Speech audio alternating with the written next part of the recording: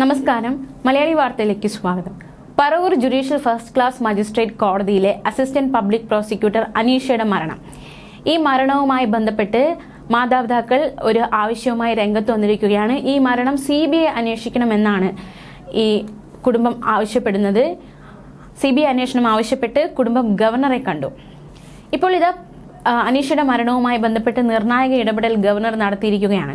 സംഭവത്തിൽ നീതി നിഷേധിക്കാൻ അനുവദിക്കില്ല എന്ന് ഗവർണർ പ്രതികരിച്ചു.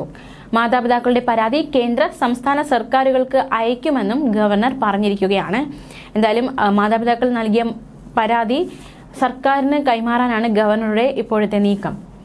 അതേസമയം മരണശേഷവും മകളെ സമൂഹ മാധ്യമങ്ങൾ വഴി അധിക്ഷേപിക്കുകയാണെന്ന് അമ്മ പ്രസന്ന പ്രതികരിച്ചു.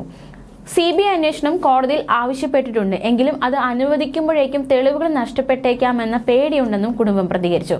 2 പേർ പ്രതി ചേർക്കപ്പെട്ടിട്ടുണ്ട്. കേസിലെ ക്രിമിനൽ ഗൂഢാലോചന പുറത്തു കൊണ്ടുവരണം. കുറ്റാരോപിതർക്കായി പുതിയ തെളിവുകൾ ഉണ്ടാക്കാൻ സമയം നൽകരുത്. മരണശേഷവും മകൾക്കെതിരെ അപവാദ പ്രചരണങ്ങളാണ് നടക്കുന്നത്. സാക്ഷികൾ ഭീഷണിക്ക് വിധേയരാകുന്നത് തടയണം. വകുപ്പ് തല അന്വേഷണം എന്ന പേരിൽ വരുന്നത് മുൻവിധിയോടെയുള്ള റിപ്പോർട്ടാണ്. ഇത് തള്ളിക്കളയണം. ഇത്തരം കാര്യങ്ങൾ ആവശ്യപ്പെട്ടാണ് അനീഷയുടെ മാതാപിതാക്കൾ ഗവർണറെ രാജ്ഭവനിലെത്തി കണ്ടത്. ഒട്ടും വൈകാതെ CBI അന്വേഷണം വേണമെന്ന് അനീഷയുടെ മാതാപിതാക്കൾ ആവശ്യപ്പെടുകയുണ്ടായി. സർക്കാരിനോട് റിപ്പോർട്ട് തേടിയ ശേഷം വേഗത്തിൽ ഇടപെടാമെന്ന് ഗവർണർ ഉറപ്പ് നൽകിയെന്നും അമ്മ പ്രസന്ന പ്രതികരിച്ചു. കഴിഞ്ഞ ജനുവരി 21-ാം തീയതിയാണ് അനീഷ ആത്മഹത്യ ചെയ്തത്. മകളെ ആത്മഹത്യയിലേക്ക് തള്ളിവിട്ടതാണെന്ന് കുടുംബം നേരത്തെ ആരോപണം ഉന്നയിച്ച് രംഗത്ത് വന്നതാണ്. 19 പേജുള്ള ആത്മഹത്യാക്കുറിപ്പും 6 ശബ്ദ സന്ദേശങ്ങളും അനീഷയുടെ മരണശേഷം കണ്ടെടുത്തിരുന്നു.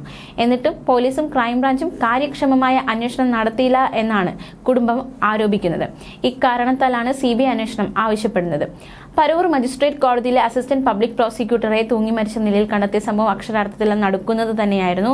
പറവൂർ നെടുങ്ങോലത്തെ വീട്ടിലെ ശുചിമുറിയിലാണ് അഡ്വക്കേറ്റ് S അനീഷയെ മരിച്ച നിലയിൽ കണ്ടെത്തിയത്. 41 വയസ്സായിരുന്നു പ്രായം.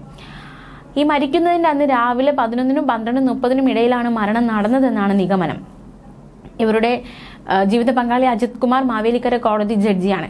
അനീഷയ്ക്ക് ജോലിയുമായി ബന്ധപ്പെട്ട് കടുത്ത മാനസിക സമ്മർദ്ദം നേരിട്ടിരുന്നുവെന്ന് ബന്ധുക്കൾ ആരോപിച്ചു.